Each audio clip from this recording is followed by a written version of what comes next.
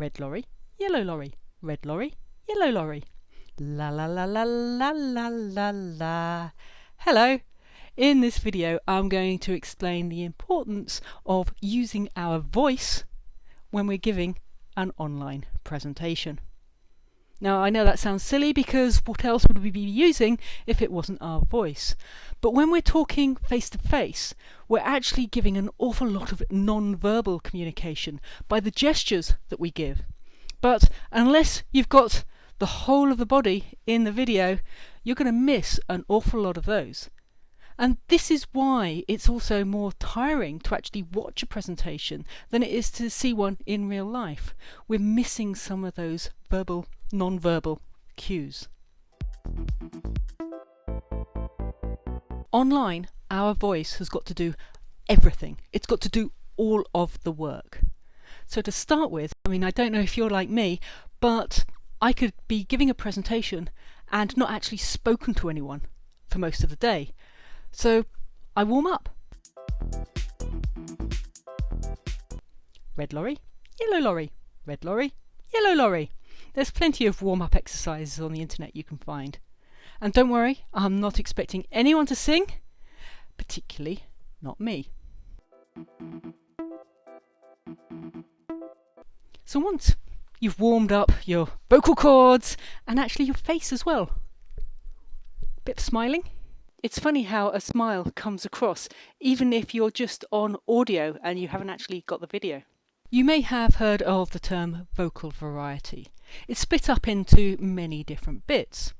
First of all is the pitch. Am I speaking up here? Am I speaking down there? Am I speaking in my normal voice? And then we've got the pace.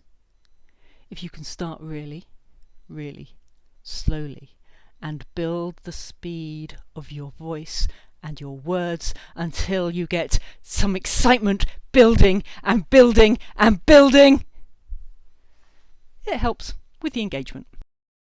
Pauses can be used for dramatic effect. The tone of your voice suggests the mood that you have towards the listener. Are you sitting comfortably, boys and girls? Now here I have on display my new widget that I want you to be impressed at. The tone can make a difference. Now this one should be quite obvious, the volume. Are you being a bit conspiratorial? Do you want people to lean in and listen? Or do you want to shout it out to the world? Be careful if you do start shouting it to the world, because once you're loud, there's not many places you can go from there. Try and pitch it down a bit. And there's the emphasis that you can make on certain words. You may really want to make a point, but really keep something else a little bit hidden.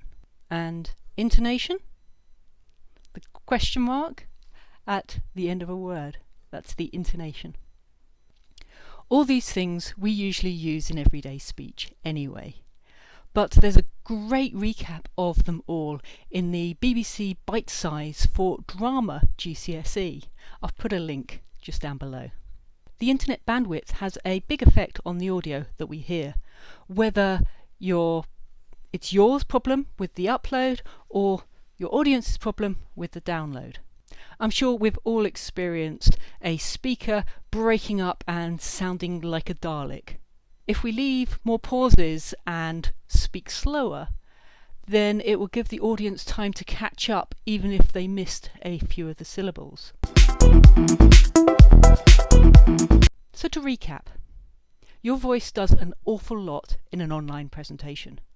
Warm it up, practice, use your face muscles before you start. Try and include different vocal variety, different techniques of speaking, and speak slower.